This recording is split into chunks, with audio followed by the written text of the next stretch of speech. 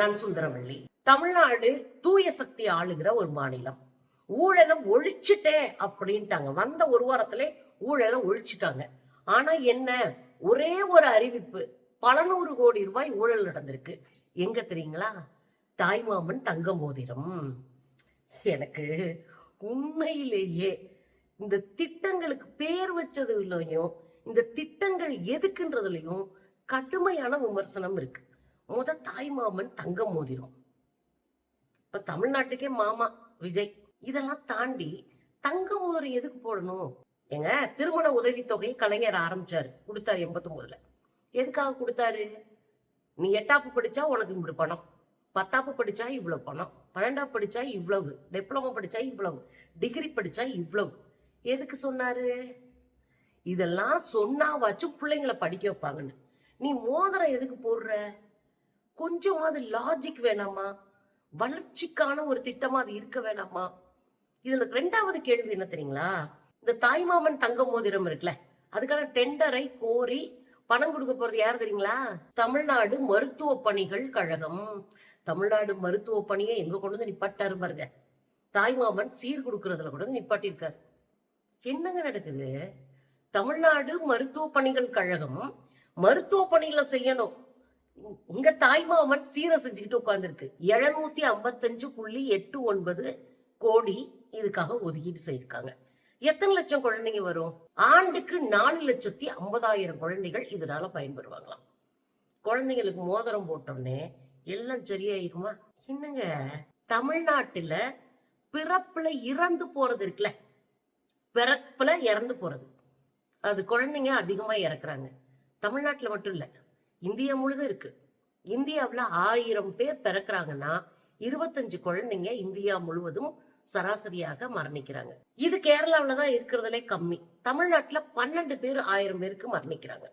இது குறைக்கிறதுக்கு வேலை பார்க்கணும்னு தான் முதல்ல பிரெக்னன்சி சமயத்துல அவங்களை டெஸ்ட் பண்றது, அவங்களுக்கு தொடர்ந்து கண்காணிப்பு வைப்பது, அவங்களுக்கான மருத்துவ உதவிகளை செய்வது, சத்தான உணவுகளை கொடுப்பு, இதெல்லாம் அரசு செய்யுது. இதெல்லாம் செய்யணும்.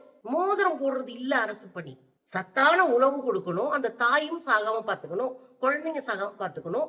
தொடர்ந்து ஒரு வயசுக்குள்ள எத்தனை குழந்தைங்க சாகுறாங்கன்றதான் புள்ளி விவரமே.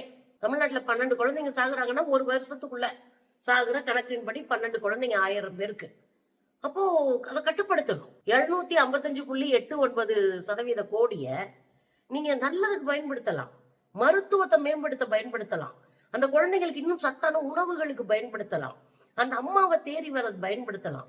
நீங்க மோதிரத்தை போட்டுட்டு கொஞ்சம் கூட அரசியலற்ற திட்டம் இது. இது கிடக்கட்டும், நம்ம உள்ளுக்குள்ள வருவோம். 755.89 கோடியா? ரைட், 756 கோடின்னு வச்சுக்கோமே. இந்த டெண்டரை யாரு கொடுக்க போறாங்க? ஜோஸ் ஆலுகாஸ்னு ஒரு நிறுவனம். அந்த நிறுவனத்துலதான் முன்னாடி விஜய் விளம்பரத்துல எல்லாம் நடிச்சாரு பாருங்க.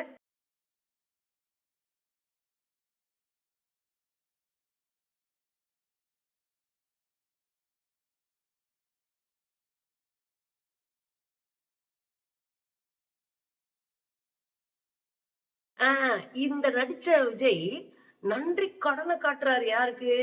ஜோஸ் ஆலுகாஸ்க்கு. நிர்வாகிகள், அதாவது சிஇஓக்கள் ஒருத்தர் போய் இவரை சந்திக்கிறார், அண்ணன் விஜய சந்திக்கிறார். சந்திச்ச உடனே இந்த அறிவிப்பை அறிவிச்சு அவங்களுக்கான வாய்ப்பை உருவாக்குறாங்க. ஜோய் ஆலுகாஸினுடைய நிறுவனர், அதனுடைய ஓனர் போய் 4-5 பேர் இருக்காங்கல்ல, அதுல ஒருத்தர் போய் சந்திக்கிறார். விஜய சந்திச்சுட்டு வந்தோடனே அறிவிப்பு வெளிவருது. என்ன வெளிப்படத்தன்மை! எப்படி எல்லாம் ஊழல ஒழிக்கிறாங்க பாத்தீங்களா? பாருங்களேன்.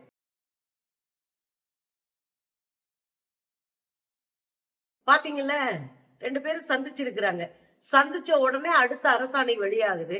அதுல 755.89 கோடி அனௌன்ஸ் செய்யப்படுது. இதுல இன்னொரு டவுட் இருக்கு. மொத்தம் எத்தனை பேருக்கு? 4.5 லட்சம் பேருக்கு நீங்க மோதிரம் போடுறீங்க வருஷத்துக்கு. ஒரு கிராம் எவ்வளவு? 13,800. அப்படி பார்த்தா உங்களுக்கு 600 கோடியே போதுமானது. நீங்க எதுக்கு 755 கோடி 756 கோடிக்கு போறீங்க? ஏன் அவ்வளவு ரூபா கூட கொடுக்குறீங்க? ஏன் அவ்வளவு ரூபா கூட ஒதுக்குறீங்க? மொத்தமே நம்ம குழந்தைங்களுக்கு தேவை 4.5 லட்சம் மோதிரம் தானே. கணக்குப்படி பார்த்தோம்னா 1 கிராம் 13,800னா உங்களுக்கு 600 சில்லறதுல முடிஞ்சிருமே. இதுலதான் ஒரு உள்ளடி இருக்கு. ஜோய் ஆலுக்காஸுக்கு இவங்க கொடுக்க போற ஒரு கிராமுக்கு கொடுக்க போற பணம் எவ்வளவு அப்படின்னா 17,800. Original rate 13,800. இவங்க கொடுக்கற ரேட்டு 17,800. 4,000 ரூபாய் எதுக்கு ஒரு கிராமுக்கு கூட கொடுக்குறேன்? இந்த காசு இந்த ஒப்பந்தத்துல கிடைக்கிற லஞ்சம், இந்த ஒப்பந்தத்துல நடைபெறுகிற ஊழல் யாரை சேரும்? அப்ப நமக்கு என்ன கவலைன்னா, தாய்மாமே சீவர் நாய்மாமே சீவரெல்லாம் தூக்கி போட்டுட்டு குழந்தைகளையும் அதனுடைய அம்மாக்களையும் பாதுகாப்பதற்கு இந்த ஓராண்டுக்கு என்ன பண்ணலாம்? இந்த 15 லட்சம் 15,000 சொல்றீங்கல்ல, இது அவங்களுக்கு என்ன உணவு கொடுக்கலாம், என்ன சத்தான மருந்து கொடுக்கலாம், எப்படி அவங்களை காப்பாத்தலாம்ன்றதுல யோசிங்க மிஸ்டர் விஜய். சினிமா கிடையாது இது, சரியா? ஆக திட்டமிடலும் தெரியல, அரசியலும் தெரியல, மக்களை எப்படி முன்னேற்றணும் தெரியல. வாய்க்கு வந்ததை அடிச்சிட்டு இப்படி தெருல நின்று மாட்டிக்கிட்டு முழிக்கிறீங்களே. ஒன்னுலயே இவ்வளவு ஊழல்னா அடுத்தடுத்து எம்புட்டு ஊழல்ல சிக்க போறீங்களோ தெரியலையே.